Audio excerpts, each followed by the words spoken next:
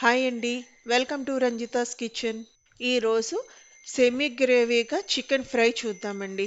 దీని టేస్ట్ చాలా బాగుంటుంది. ఏమేం కావాలో చూసేద్దాం.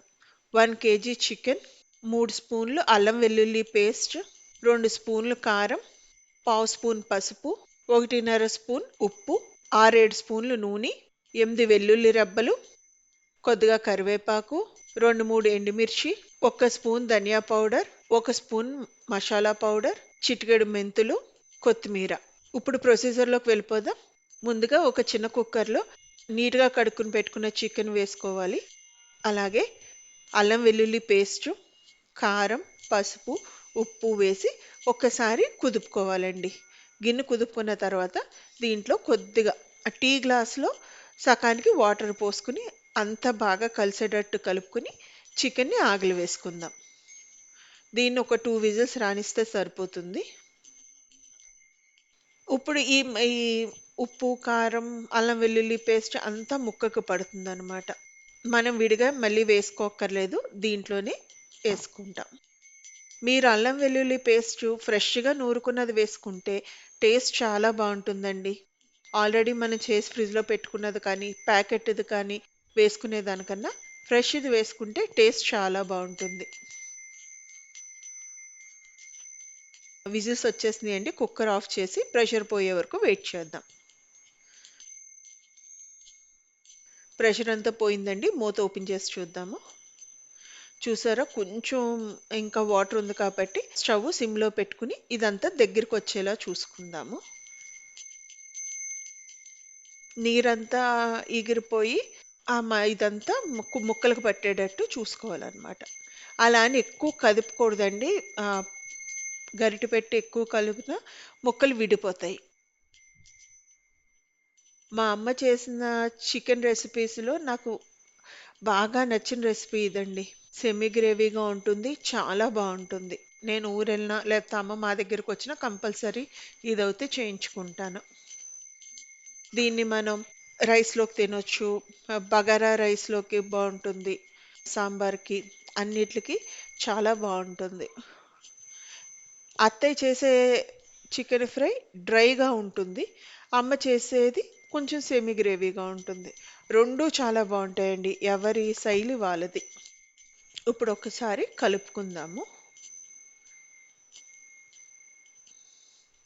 ఎక్కువగా కలిపేయకుండా పైపైన కలుపుకుంటే సరిపోతుంది. ఈ కొంచెం వాటర్ కూడా దగ్గర పడిపోతే మిగతా ప్రాసెస్‌లోకి వెళ్ళిపోవచ్చు. ఇప్పుడంతా దగ్గరికి పడిపోయింది కదండీ! దీన్ని తీసి పక్కకు పెట్టుకుందాము. చల్లారేటప్పటికి ఉన్నది కూడా దగ్గరికయిపోతుంది.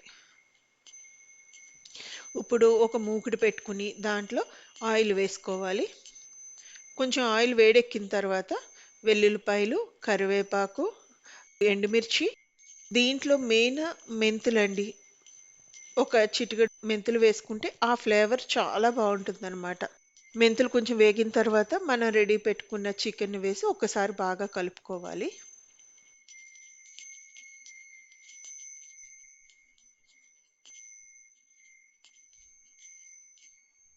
ఇప్పుడు మూత పెట్టి మగ్గించుకుందాం. మెంతులు చేదొస్తాయి అన్నది ఉండదండి. ఊరికే మనం వేసింది చిటికెడే ప్లస్ నూనెలో బాగా ఏగిన మూల ఆ చేదనేది ఉండదు.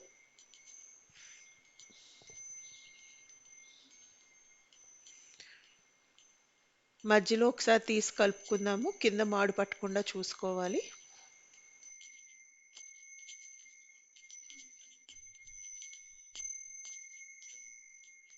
ఇప్పుడు మళ్ళీ మూత పెట్టేసుకుందాం. మనం ఈ గ్యాప్‌లో కొత్తిమీరని శుభ్రంగా కడుక్కొని సన్నంగా తరుక్కుందాము. మీకు కూరంతా ఒక 15-20 మినిట్స్‌లో అయిపోతుంది. చూడండి అంతా దగ్గరికి పడిపోయింది. అయిపోయినట్టే. ఇప్పుడు దీంట్లోకి ధనియా పౌడరు, అలాగే మసాలా పొడి వేసి బాగా కలుపుకోవాలి.